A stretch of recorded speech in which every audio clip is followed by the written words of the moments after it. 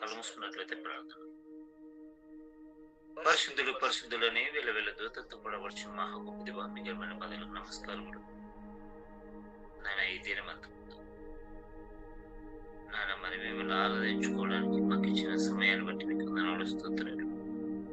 రాత్రి అంతా కాచి కాపాడు మంచి నిద్రనిచ్చారు నాయన. మరి ఇంతవరకు మీ పిల్లలు పాడిన పాటలను బట్టి చేసిన ప్రార్థన బట్టి చదివిన వాక్య భాగాన్ని బట్టి నాయన మరి మీకు వందనాలు స్తోత్రాలు.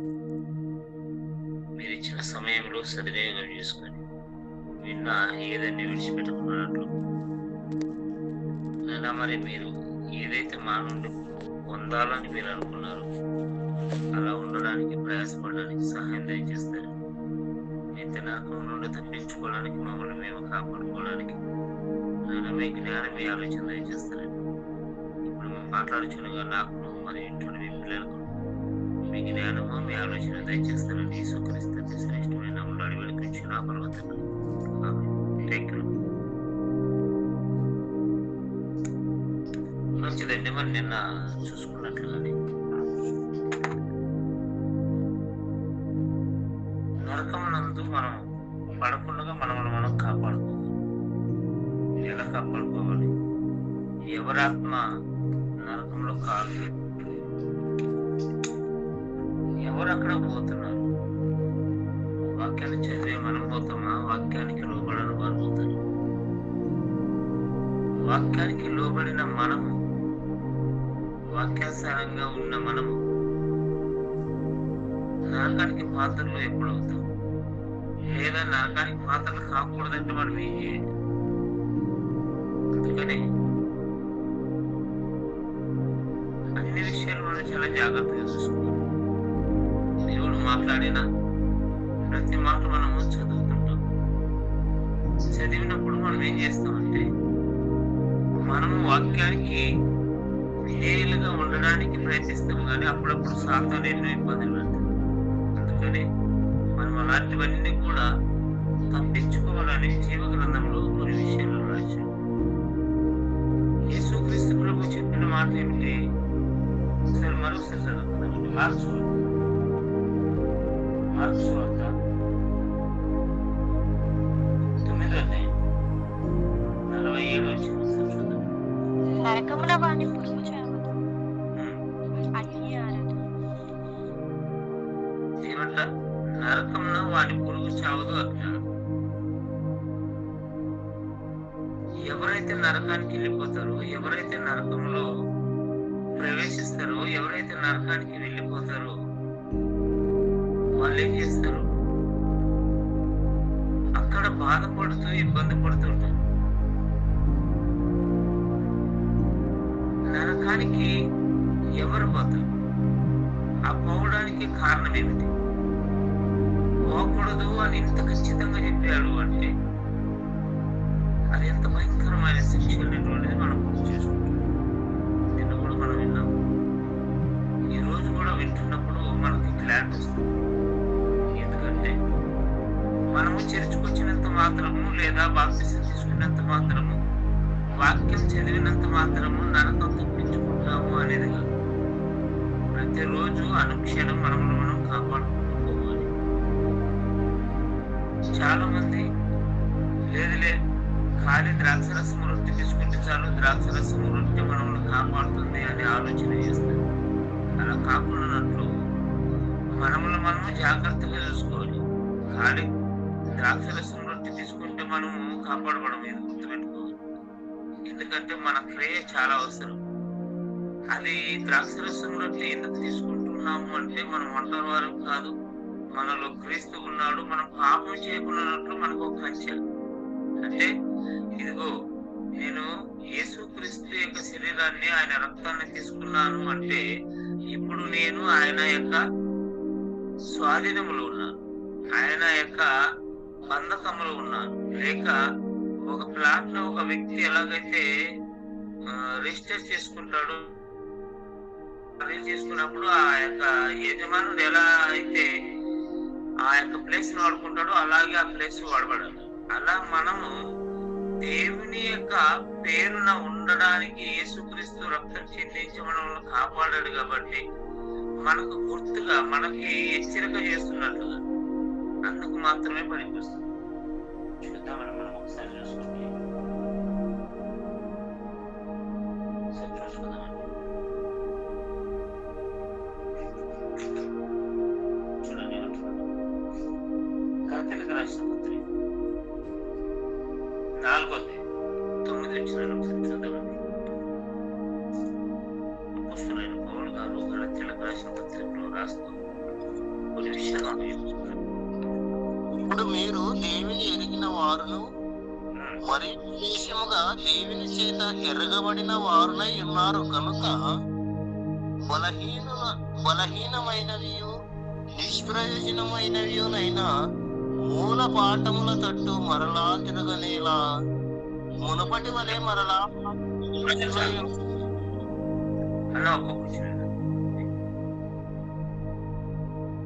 ఈయన మాట్లాడుతూ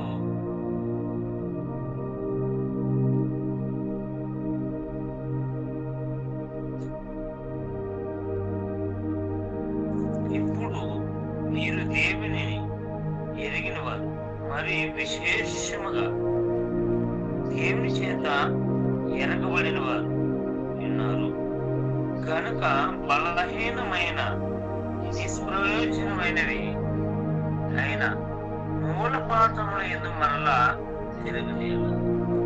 మీరు ఫస్ట్ ఏదైతే చేశారో, మీరు ఫస్ట్ దేన్నైతే నమ్ముకున్నారో, ఎలాగైతే నడుచుకున్నారో, ఇప్పుడు తిరిగి అక్కడికి పోవడం ఎందుకు చెప్పండి?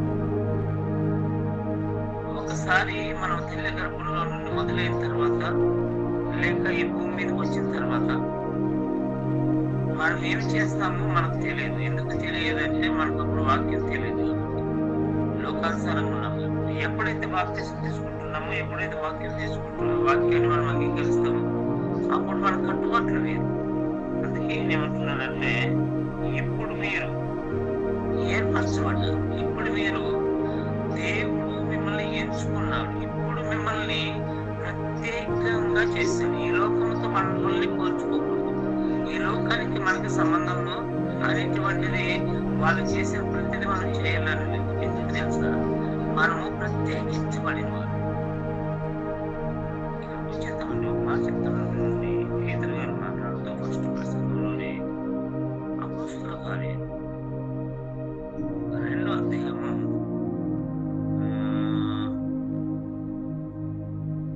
39 వచ్చింది మనకు. ఒకసారి చూద్దామండి.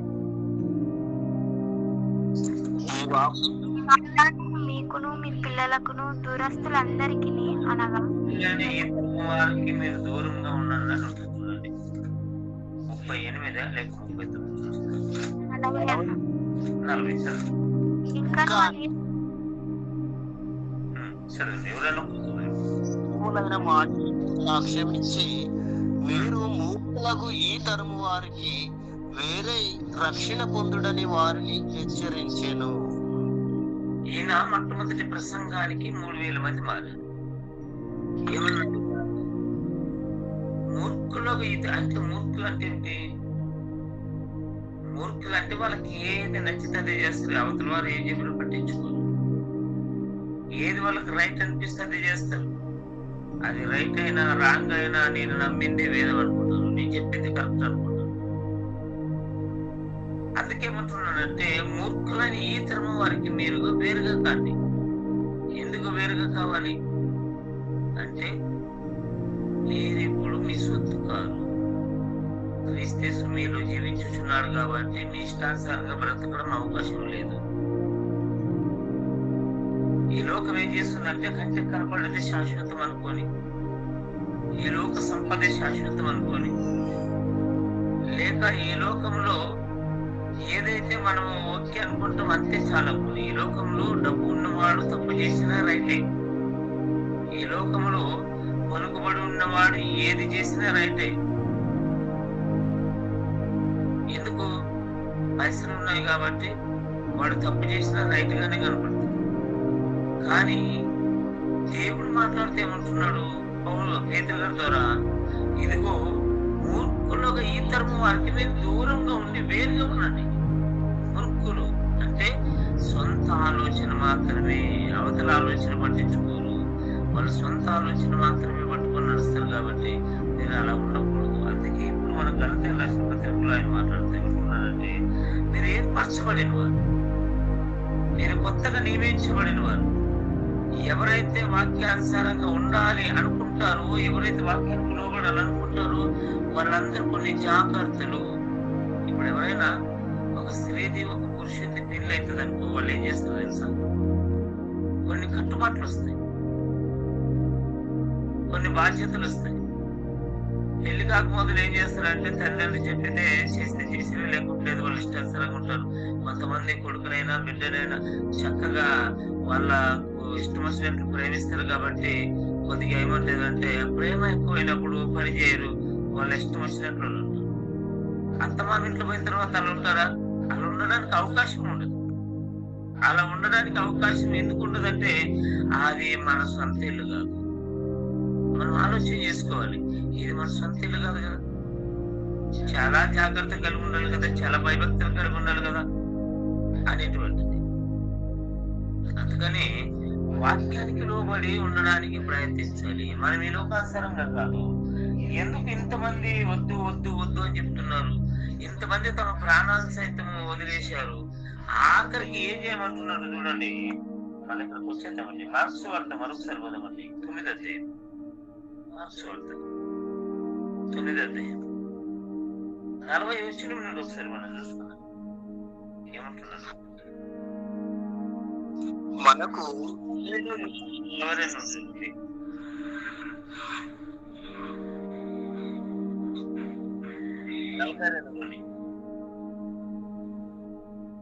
మాకు విశ్వాసం చూయించిన వారిలో ఒకరిని అభ్యంతరపరిచేవాడు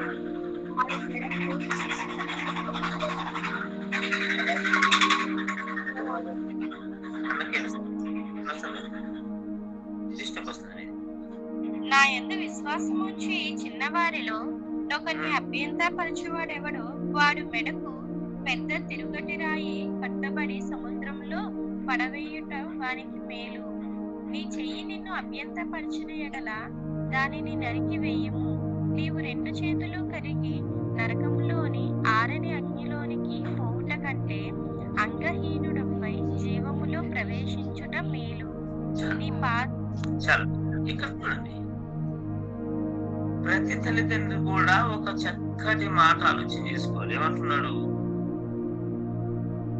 ఎవరైనా పిల్లల్ని వద్దు చేర్చుకుంటే, పిల్లలకి వాక్యాన్ని నేర్పకపోతే, పిల్లలు చాలా సున్నితమైన మనసు వారు.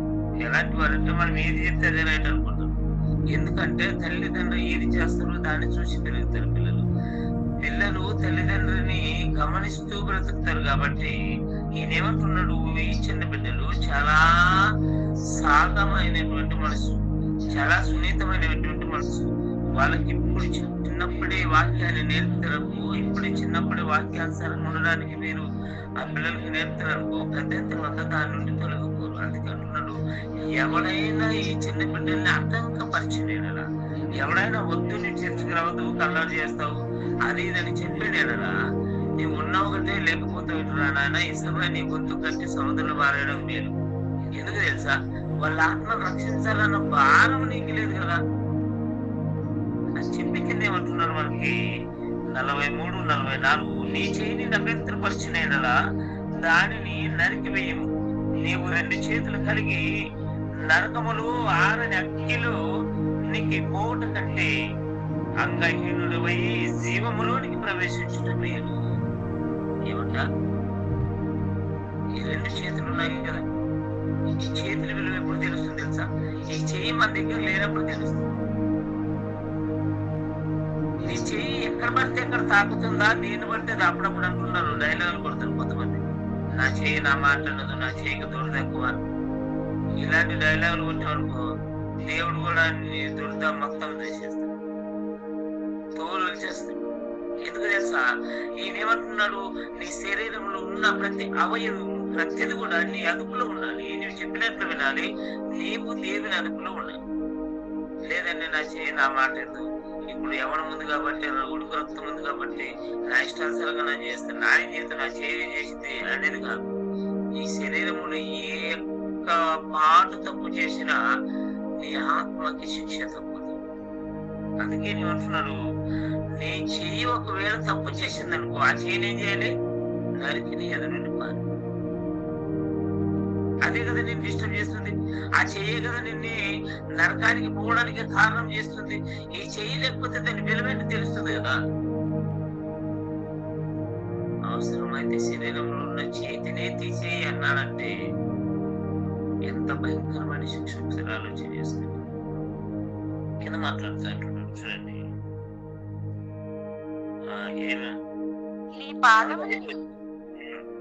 నీ పాదము నిన్ను అభ్యంతరపరచిన ఎడల దానిని నరికి వెయ్యుము. 2 పాదములు కలిగిన నరకములో పడవేయబడుట కంటే కుంటివాడవై నిత్య జీవములో ప్రవేశించుట మేలు. ఏమంటున్నారు చూడండి, నీ పాదము నిన్ను అభ్యంతరపరిచిన ఎడల దాన్ని నరికి వేయము. 2 పాదములు కలిగిన నరకములో పడవేయబడుట కంటే కుంటివాడివై నిత్య జీవములోనికి ప్రవేశించుట మేలు. 2 కాళ్ళు కలిగిన ప్రతి ఒక్కరికి నరకానికి పోతానని చెప్పలేదు. ఎవడైతే దురద పాదములు కలిగి నరకానికి పోవడానికి పాపములోనికి ప్రవేశిస్తాడు, ఎవడైతే ఒక చోట ఉండక వాని ఇష్టానుసారంగా పాపములు పరిగెత్తుతుంటాడు చూడు, అలాంటి వానికి పాపములు పరిగెత్తే ప్రతి వానికి చెప్తున్నాడు, నీ పాదం ఒక చోట నిలవదా, ఏ గల్లికైతే వారదు, ఏ సందుకైతే వారదు, ఏ వీధికైతే వారదు, ఆ చోటన నీ పాదము ఉరుగులాడుతుందా, అవసరమైతే దాన్ని నరికెళ్ళియదు. నీవు నీ ఇష్టానుసారంగా జీవించడానిక, నీవు నీ ఇష్టము వచ్చినట్లు బ్రతకడానిక, ఇక నీ ఇష్టము నా ఇష్టం అనుకుంటే మన ఇష్టానుసారంగానే నరకానికి వెళ్ళిపోతుంది. దేవుడు తన్ను ఆడ పెట్టాలని ఇష్టపడ్డాడు మనల్ని. ఎక్కడైతే మనం నరకం నుండి తప్పించుకోవాలి, నిత్య రాజ్యము ఇదిగో యేసుక్రీస్తు ప్రభువు నాతో పాటు మీరు ఉంటారని సెలవిచ్చాడు, అక్కడ మనం ఉండాలంటే ఇక్కడ కొన్ని వదులుకోవాలి. చాలా భయభక్తులు కలిగి ఉండాలి.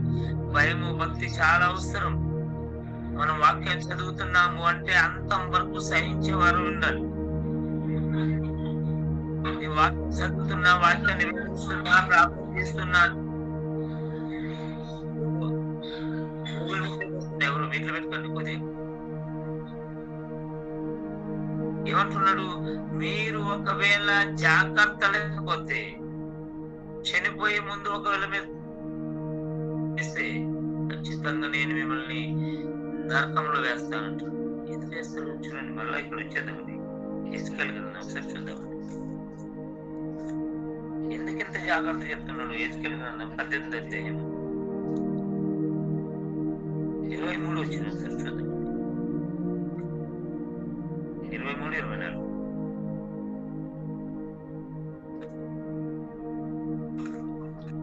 దుష్టులు మరణమునందుట చేత నాకీ మాత్రమైన సంతోషము కలుగునా, వారు తమ ప్రవర్తనను దిద్దుకొనుటయే నాకు సంతోషము. ఇదే ప్రభువుకు యెహోవా వాక్కు. ఏమంటున్నాడు? దుష్టుడు మరణమునందుట నాకేమాత్రము సంతోషము కలుగునా, వాడు తన ప్రవక్తను దిద్దుకొని. ఏమంట? నీ పాపములు ఉండి నేను పాపములు ఉండి చనిపోతే దేవుడు సంతోషిస్తాడు, బాధపడతాడు? సంతోషించడు. దేవుడు మనము మన యొక్క ప్రవక్తను దిద్దుకొని, మనమును సరి చేసుకొని, మనల్ని పాపం నుండి తప్పించుకోవడానికి ప్రయాసపడి మనము కష్టపడకుండా ఎప్పుడైతే నిత్యరాజ్యాలు పోవాలని మనము కష్టపడేది ఈ లోకంలో మాత్రమే, పరలోకంలో కష్టపడకూడదని మనం కానీ ఆలోచన చేసి మనం ప్రయత్నించుకుంటే అప్పుడే దేవుడు సంతోషిస్తాడు. కింద చూడండి, చక్కటి వాళ్ళు చెప్తున్నాడు. 24 వచ్చిన చెప్తున్నాడు, అయితే నీతిపరుడు తన నీతిని విడిచి పాపం చేసి దుష్టులు చేయు హేయ క్రియలన్నిటి ప్రకారము జరిగించేడలా అతడు చేసిన నీతి కార్యములు ఏమాత్రములు జ్ఞాపకములోనికి రావు. అతడు విశ్వాసఘాతకుడై చేసిన పాపమును బట్టి మరణమునందును. ఇక్కడ చూడండి, భయభక్తులు కలిగి జీవించేవాడు, విశ్వాసి, బాప్తిసం తీసుకున్నవాడు, లేక వాక్యానుసారంగా ఉన్నవాడు, వాక్యాన్ని చదివిన వాడైనా, ప్రార్థన చేసేవాడైనా ఒకడు గుర్తుపెట్టుకోవాలి. ఏమంటున్నాడు? అయితే నీతి పరుడు, నీతిగా బ్రతికిన వాడు అతని నీతి విడిచి పాపము చేసిన ఎడల, ఈ క్రియలన్నిటి ప్రకారం జరిగించిన ఎడల అతడు బ్రతుకునా. నీతిపరుడే కదా, వాక్యాన్ని చదివేవాడు కదా, వాక్యాన్ని వినేవాడు కదా, వాక్యాన్ని వివరించేవాడు కదా. పాపం చేస్తే బ్రతుకుతాడా? ఎంత మాత్రం బ్రతకడు అంటాడు. మనకు సవాల్ వేస్తున్నాడు, క్వశ్చన్ వేస్తున్నాడు. బ్రతుకుతాడా? మనమేమనుకుంటాము, సండే పోయింది ప్రార్థన చేస్తే చాలండి మా పాపాలన్నీ గడిపోతాయి. మంచిది, మళ్ళా సండే కూడా అదేనా? అట్లా ఎన్ని సండేలు, ఎన్ని రోజులు తిరిగి తిరిగి పాపం చేయడం, ఏడవడం, పాపం చేయడము, ఏడవడం, ఇంతేనా? పాపం చేయకుండా జాగ్రత్త పడేది లేదా? ఏం చేస్తారు? అయ్యా ఈ వారం వల్ల చేసిన పాపాన్ని ఎక్కడికి వేయము. మొదటిసారి ఓకే, రెండోసారి, మూడోసారి, ప్రతిసారి అదే ప్రార్థన, అదే రిపీట్ చేస్తూనే పోయేది, మళ్ళీ పోయేది ప్రార్థన చేసేది. అంటే దేవుడు ఏమైనా పిచ్చోడా? దేవుడు ఏమైనా తెలియలేనోడా? మనం పాపం చేస్తూనే పోతుంటే అడిగే లోపలే బాగా చేయడానికి. చూడండి, ఈయన మాట్లాడుతూ ఏమంటున్నాడు? బ్రతుకునా అతడు చేసిన నీతి కార్యములు ఏ మాత్రము జ్ఞాపకంలోనికి రావు. అతడు విశ్వాసఘాతకుడై చేసిన పాపమును బట్టి మరణము నందును. ఏమంటున్నాడు? తాను విశ్వసించాను, నా కుమారుడు నా ఇష్టానుసారంగా ఉంటాడు అని. నా విశ్వాసానికి ఘాతకం చేశాడు, నన్ను అవమానపరిచాడు, నన్ను మోసం చేశాడు. నేను ఎలాగైతే జీవించాలని కోరుకున్నానో అలా జీవించకుండా తాను పాపం చేశాడు. కాబట్టి నీవెన్ని నీతి కార్యం చేసినా, ఎన్నిసార్లు వాక్యం చెప్పినా, ఎన్నిసార్లు ప్రార్థన చేసినా ఒక్కటి కూడా నేను జ్ఞాపకం చేసుకోను.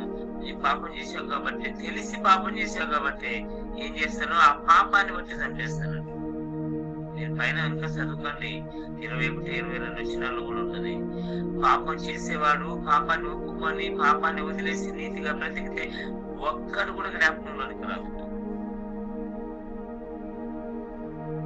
మనం ఎంత జాగ్రత్త ఉన్నాడు, ఎంత భయభక్తిని కలిగి ఉన్నాడు. ఒకవేళ మనం వాక్యం చెప్పేవారైనా, ప్రార్థన చేసేవారైనా, బాప్తిసం తీసుకున్న వారైనా, ఈ బాప్తిసం తీసుకోకుండా లోకాసార్లు ఉంటారు చూడండి, వాళ్ళకి ఎంత నరకం తప్పదు. మనం మాత్రం జాగ్రత్తగా ఉండాలి కదా. ఎందుకంటే మనం ఏర్పరచబడమనేవారు.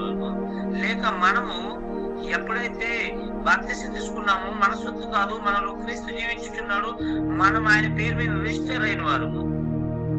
మనం చాలా జాగ్రత్తగా ఉండాలి. ఎవరైతే వాక్యానికి లోబడరో వాళ్ళకు వర్తించదు. ఎందుకు వర్తించదు అంటే వాళ్ళు ఉండాలి దాంట్లో. అన్యులైనా అవిశ్వాసులైనా వాళ్ళు ఈ కేటగిరీలకు రారు. ఎందుకు రారు అంటే వాళ్ళ దారే ఆధారి. వాళ్ళు ఒకవేళ వాళ్ళ తప్పు తెలుసుకొని మార్పుకొని బాప్తిసం తీసుకుంటే అప్పుడు వాళ్ళకు వర్తిస్తుంది. కానీ ఎవరు జాగ్రత్త పడాలి? ఎవరు? మనం. నీతి పరుడు ఒకవేళ నీతిని విడిచిపెట్టి పాపం చేస్తే ఒక్కటి కూడా జ్ఞాపకం చేసుకొని అంటున్నాడంటే ఎంత భయంకరమైన శిక్ష వస్తారు ఆలోచన చేస్తారు. చూద్దాం,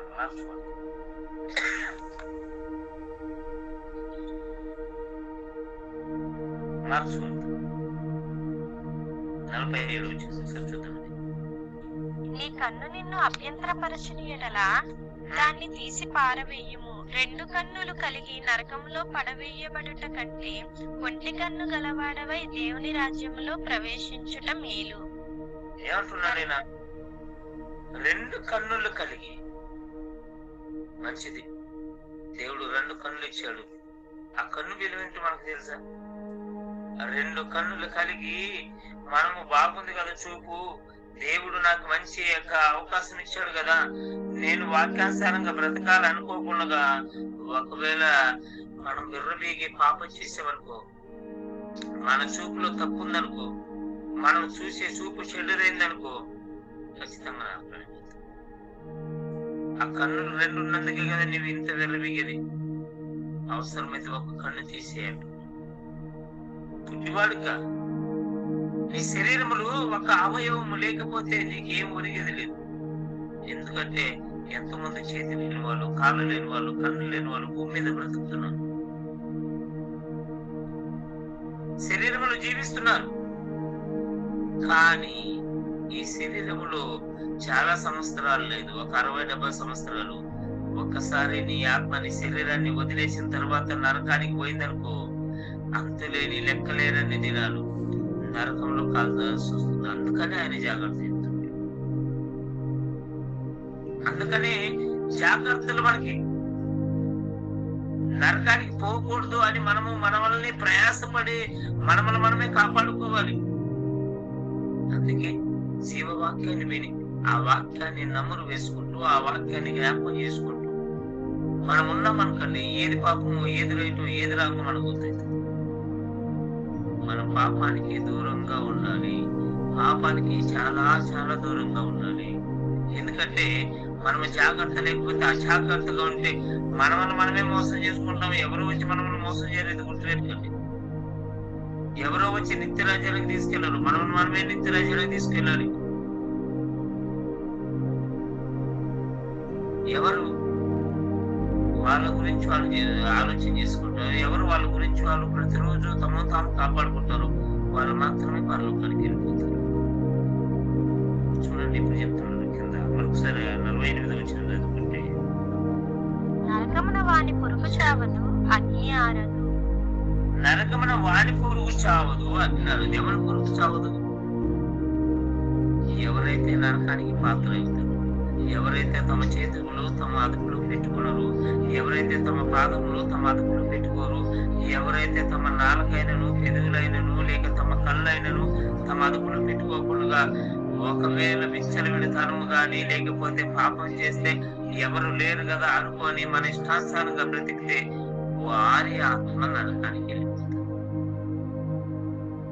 ఎవరు చేసే పాపం వాళ్ళకి తెలుస్తుంది, గుర్తుపెట్టుకోండి.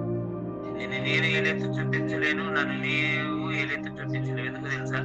మనం 10 మందిలో ఉన్నప్పుడు మనుషులు కనపడడానికి, నీతిగా బ్రతకడానికి ప్రయాసపడచ్చేమో గాని ఒంటరిగా ఉన్నప్పుడు మన ఆలోచన ఏమైంది? ఎవరి గురించి ఏం ఆలోచన చేస్తున్నాం? మన ప్రవక్తన ఏమైంది? మన ఫలితాన్ని ఏమైంది? దానిని బట్టి తెలుగుతుంది.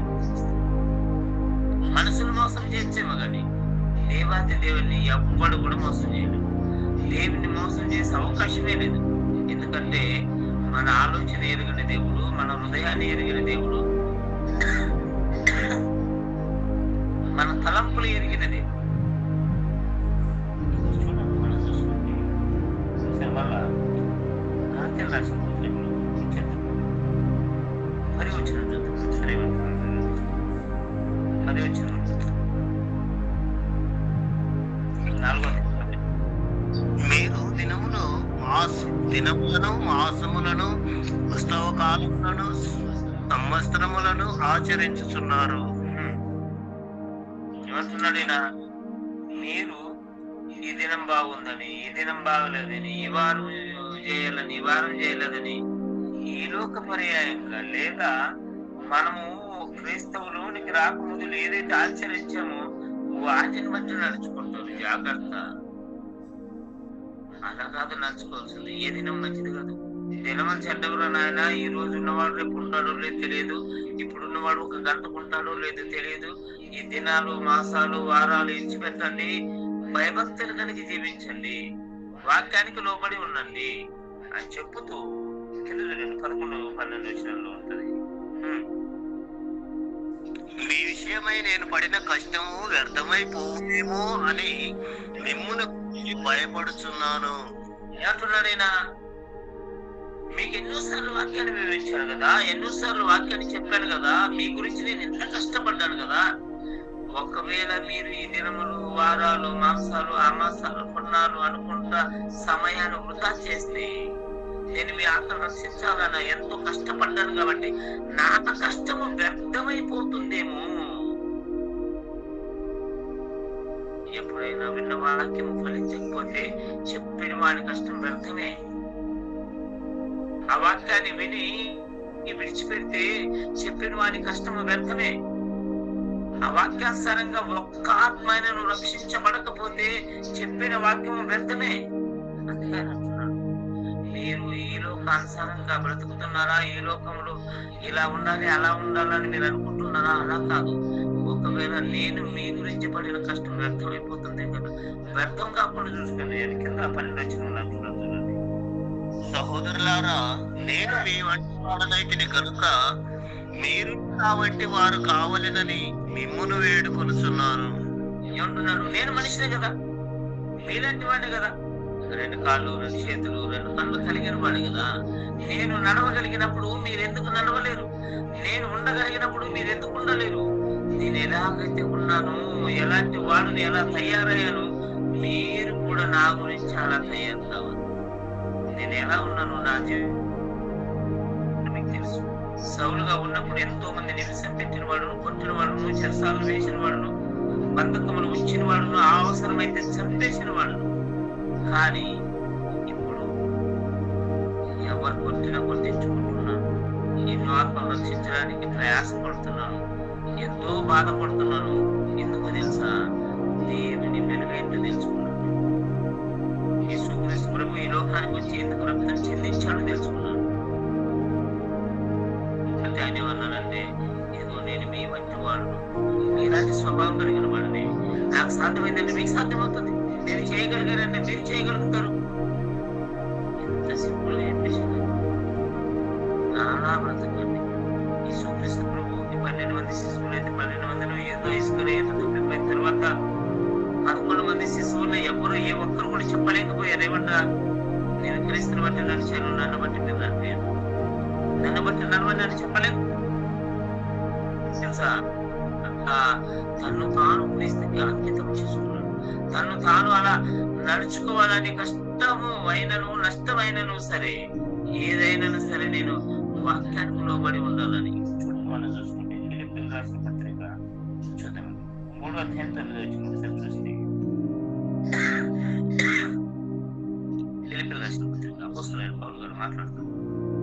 క్రీస్తును సంపాదించుకొని ధర్మశాస్త్రము మూలమైన నా నీతిని కాక క్రీస్తునందలి విశ్వాసము వలనైన నీతి అనగా విశ్వాసమును బట్టి దేవుడు అనుగ్రహించు నీతి గలవాడనై ఆయన యందు అగపడు నిమిత్తమును ఏ విధము చేతనైనను మృతులలో నుండి నాకు పునరుత్థానము కలగవలెనని ఆయన మరణ విషయములో సమాధాన భావము గలవాడనై ఆయనను ఆయన పునరుత్థాన బలమును ఎరుగు నిమిత్తమును ఆయన శ్రమలలో పాలివాడగుట ఎట్టిదో ఎరుగు నిమిత్తమును సమస్తమును నష్టపరుచుకొని వాటిని పెంటతో సమానముగా ఎంచుకొనుచున్నాను. ఏమంటున్నాడు ఈయన? నా నీతి ధర్మశాస్త్ర ప్రకారం ఉండేది.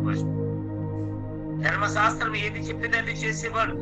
మనిషి దేవుడు అంటే ఒప్పుకునేవాడు కాదు, మనిషి దేవుని ఆరాధిస్తానంటే ఒప్పుకునేవాడు కాదు. అవసరమైతే చంపాలి, అవసరమైతే చెరసాలు వేయాలి, ఎన్నో రకాలుగా నేను హింస పెట్టాలనుకున్నాను. కానీ ఆ నీతి కాదు. ఇప్పుడు నన్ను నేను తగ్గించుకొని, ఈ లోకములో నన్ను నేను కనపరుచుకొని, నన్ను నేను మాదిరిగా చేసుకొని, నేను చేస్తున్న ప్రతిది కూడా దేవునికి ఇష్టమా లేదా? ఒకవేళ ఏదైనా నాకు ఇష్టమైంది వదులుకోవాలంటే అది నాకు ఎలాంటిది తెలుసా? ఎంతతో సమానము, చెత్తతో సమానము, అది పేడతో సమానం అనుకున్నాను నేను. ఈ లోకపరమైన ఆస్తి అయినను, సంపద అయినను, ఈ లోకపరమైన పేరైనను, ఈ లోకంలో ఏదైనా ఒకవేళ నన్ను దూరము చేస్తుంది దేవుని నుండి అంటే అది నాకు చెత్తతో సమానము, పేడతో సమానం అని మనం ఏం చేస్తాం? గొప్ప పేరు వస్తే చాలు, ఆశ్రయిస్తే చాలు, ఈ లోకంలో సుఖపడితే చాలు. ఇప్పుడు సుఖపడకపోతే ఎప్పుడు? చనిపోయిన తర్వాత చూసుకుందామలే, చనిపోయే ముందు ప్రార్థన చేస్తే చాలులే. మా దేవుడు ఎలాంటి వాడంటే, ఎంత తెలియని వాడు మా దేవుడు అంటే, నేను ప్రార్థన చేసిన ప్రతి క్షణము మరుక్షణమే నేను పాప అయినా సరే, దేవా నేను పాపని నన్ను క్షమించేస్తాను. ఓకే, పదే అదే ప్రార్థన దేవునికి తీసుకురాదా? పదే ప్రార్థన చేస్తూ అదే ప్రార్థన చేస్తే దేవునికి తీసుకురాదా? పాపము చేయకుండా మానడానికి ఏం చేస్తున్నావు? పాపం మాత్రమే నువ్వు చేస్తున్నావా? పాపం మానడానికి ప్రయత్నం చేస్తున్నావా? చూడండి, మనం చూసుకుంటే తెస్సలోనికీయులకు రాసినటువంటి 2వ పత్రిక 4వ అధ్యాయము 1-2 వచనాల్లో ఉంటుంది చూడండి. తెస్సలోనికీయులకు రాసినటువంటి 2వ పత్రిక ఒకసారి చూద్దామండి. సార్ 4వ అధ్యాయం లేదు. అన్నా సార్ 4వ అధ్యాయం లేదా? 1 తెస్సలోనికీ 4వ అధ్యాయం ఉంది. 4వ అధ్యాయము 1-2 మెండుగా సహోదరులారా, అన్న సారీ అన్న తిమోతి సారీ తిమోతి 2 తిమోతి 4 అధ్యాయము 2-3 దేవుని ఎదుటను సజీవులకును మృతులకును క్రీస్తు యేసు ఎదుటను ఆయన ప్రత్యక్షపు తోడు ఆయన రాజ్యము తోడు ఆనబెట్టి వాక్యమును ప్రకటించుము.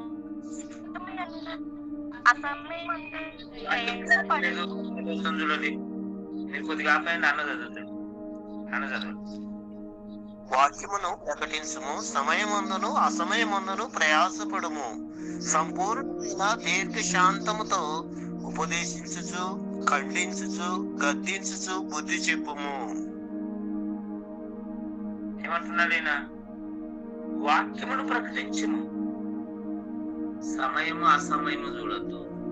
ఈ టయానికి ఈ టైం లేదు కదా, ఎప్పుడు మనము అవకాశం దొరికితే అప్పుడు చెప్పాలి. ఎందుకు తెలుసా? సమయం లేదు మనకి. మనం తినే ప్రతి తిండి కూడా విషమే, ప్రతి దాంట్లో కలుషితమే. ఇప్పుడు నాడు చూడండి, ఒక 6 సంవత్సరాల కింద నాకు ఒక వీడియో ఇచ్చింది. కర్ణాటకలో వాళ్ళు కన్నడ మాట్లాడుతున్నారు, ఎక్కడ నుండో తెలియదు. మిరపకాయలు తెల్ల మిరపకాయల్ని ఎర్ర కలర్లో కలిపి ఎండబెట్టి అమ్ముతున్నారు. మనము కొంచెం పొడిలో కలర్ కలుపుతాం అనుకుంటే మిరపకాయలు సైతం ఒక యాపిల్ ఏ ఫ్రూట్ అయినాను చూడండి కెమికల్. ప్రతిదీ మనం తినే ప్రతిదీ చెక్ చేయండి, ఖచ్చితంగా విషమే. పోయిన సంవత్సరం కాకుండా 2 సంవత్సరాల క్రితము విపిలో బీహార్లో ఒక ఘటన జరిగింది. ఏం జరిగిందంటే, మామిడిపండ్ల సీజన్ అయిపోయింది. లాస్ట్ లో వాటిని నిల్వ ఉంచడానికి ఏం చేశారంటే వాళ్ళు కొన్ని కెమికల్లో కలిపి పెట్టారు. అయితే 4 మనుషులు ఏం చేశారంటే ఆకలైన వాళ్ళకి కొన్ని బాలిపండ్లు కొన్ని మామిడిపండ్లు తీసుకొని పోయిన తర్వాత తిన్నారు. తిన్న తర్వాత ఏమైందంటే వాళ్ళకి మొక్కకి పడిపోయారు, చచ్చిపోయారు. వాళ్ళ యొక్క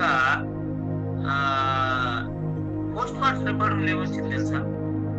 ఈ బాలిపండ్లకి మామిడిపండ్లకి సేమ్ కెమికల్ వేసినందువలన డోస్ ఎక్కువ చచ్చిపోయింది. ఇది అది సేమ్ పౌడర్ వేసారు కాబట్టి ఏమైపోయిందంటే డోస్ ఎక్కువ చచ్చిపోయింది. మనం ఏది తినడానికి పోయినా మన శరీరానికి హానికారం. అందుకే జాగ్రత్త. సమయం లేదు మనకి. సమయము అసమయం అనుకున్నది మనం ఏం చేయాలంటే ఖచ్చితంగా మనం జాగ్రత్త పరుచుకోవాలి. మరి ఎవరు ఈ నరకానికి పోతారు? సరి చూసుకున్నాను.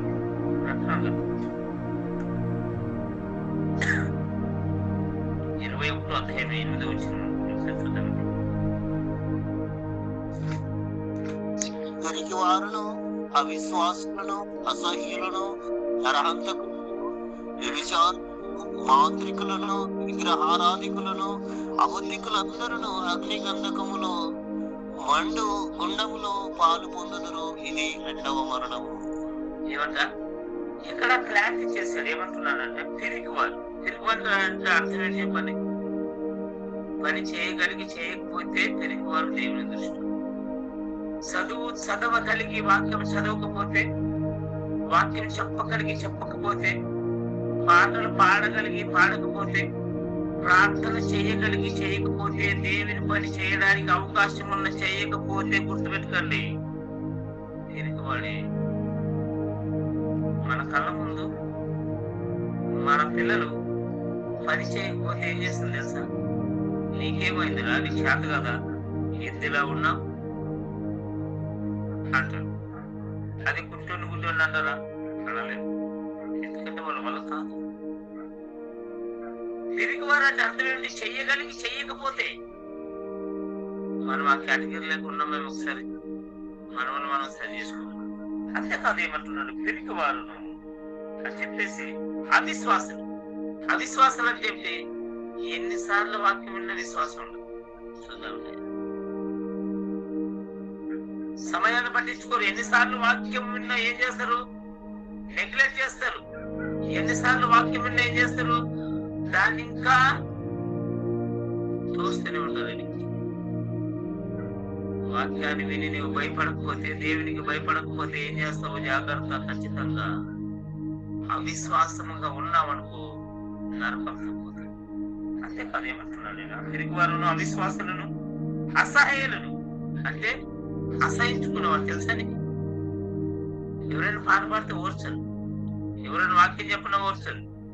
ప్రార్థన చేసిన వచ్చే పెద్ద ఏమన్నా వాక్యం ఎట్లా చెప్తావు అనే లోపల వాడు కొత్తగా చెప్పేవాడైతే ఏం చేస్తాడు తెలుసా?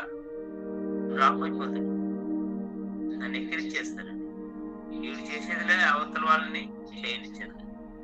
అందుకే పిరికివారుగా ఉండద్దండి, అవిశ్వాసాలుగా ఉండద్దండి, అసహ్యులుగా ఉండద్దండి అని చెప్పి కిరికి ఏమంటుంది? నరహత్తికులు అంటే ఏంటి? మేమేమైనా మనిషిని చంపేసామండి, ఎవరిని మర్డర్ చేయలేదు అనుకోవద్దు. దేవుని వాక్యం ఏం సెలవిస్తుంది తెలుసా? నీవు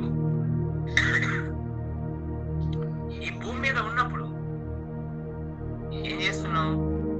చాలా జాగ్రత్తగా ఉన్నాడు. కొంతమంది అంటారు తెలుసా, వాడు ఆడిన మాటలకి నా మనసు చచ్చిందండి. మనసు చచ్చింది అంటే ఏంటి? శరీరంలో మనిషి ప్రాణంతో లేడనే లేదు. మనసు నచ్చుకునేలా అవతల వాళ్ళని ఎవరైనా బాధ పెడితే అది నరకంలోకి వస్తుంది. గుర్తు చేసుకుంటే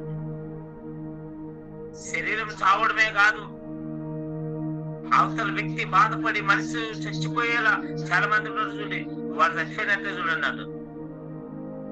నా దెబ్బకు వాడి మక్కం చూడాలి కానీ వాడు చచ్చిపోయినాడు అంటే చనిపోయేదని కాదు. వాడి మనసు గాయపరచబడ్డాడు, వాడు బాధపడ్డాడు, వాడు చచ్చిపోయిన వాడు ఎంతగా ఫీల్ అయ్యాడు. అందుకే ఇది కూడా దాంట్లోకి వస్తుంది అని చెప్పేసి నరహంతకులను, వ్యభిచారులను, భార్య నిలిచి భర్త నిలిచి వేరే వాళ్ళకి విచ్చలు వీడి మాటలు చెప్పి వలలు వేసుకునేవారు కానివ్వండి, అలాంటి కార్యాలు చేసే ప్రతి ఒక్కరు కూడా నరకంలోకి పాత్ర. ఎవరైనా సరే, స్త్రీ అయినా పురుషులైనా, కట్టుకున్న భర్తతోటి కట్టుకున్న భార్యతోటి మాత్రమే సుఖపడాలి. సామెతల గ్రంథంలో మనకు చెప్తుంటాడు, నీ బావల నీళ్లు నీవే తాగాలి, నీ భార్య నీవే సంతోషించాలి. కొన్ని విషయాలు చాలా బాగుంటాయి. ఎందుకు తెలుసా?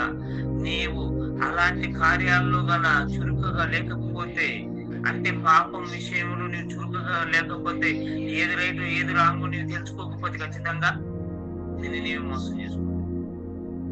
చూడని ఏమంటున్నారు?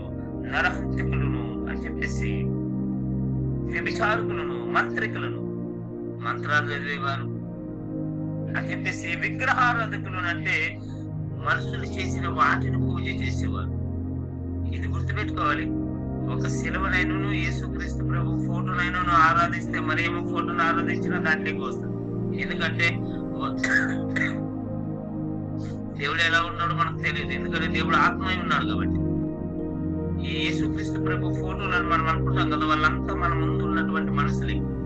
వాళ్ళు ఒక సినిమా తీస్తున్నప్పుడు ఇలా ఉంటాడు అని ఊహించి, లేక ఇలా ఉంటాడు అని వాళ్ళు చరిత్ర చదివి ఆ ప్రకారం డిజైన్ చేయబడిన వారు. దానికి మొక్కినా పూజ చేసిన అదే కేటగిరీలోకి వస్తుంది. అన్యులు కాదు, మనం క్రైస్తవులో ఉండి భయభక్తులు కలిగి బాప్తిసం తీసుకొని ఉన్నవారు చాలా జాగ్రత్తగా ఉన్నారు. అన్యుడు వాడు ఎట్లయినా దాంట్లోనే ఉంటాడు అని చెప్పేసి కిందకి ఏమంటున్నారు చూడండి, విగ్రహారాధకులను, అబద్ధికులందరూ అగ్ని గుండకములు పాల్పొందుదురు, ఇది వారికి రెండో మరణం. ఎవరంట? అబద్ధాలు. ఎప్పుడు చూసినా ఏం చేస్తారో అబద్ధాలు చెప్పేవారు చాలా జాగ్రత్త. భయభక్తులు కలిగి జీవించండి, వాక్యానుసారంగా ఉండండి. ఎప్పుడైతే మనము నరకంలో నుండి తప్పించుకోవడానికి ప్రయత్నించకపోతే, ఎప్పుడైతే మనము జాగ్రత్త పరచుకోకపోతే మనకే ప్రమాదం. మనము నరకానికి పోకూడదు అంటే ఇప్పుడు చెప్పినటువంటి వాటిలో మనం ఉండకూడదు. ప్రకటన గ్రంథము 21:8 ఏదైతే ఉన్నదో ఆ క్వాలిఫికేషన్ మనలో ఉంటే మార్చుకొని ముందు కొనసాగాలి.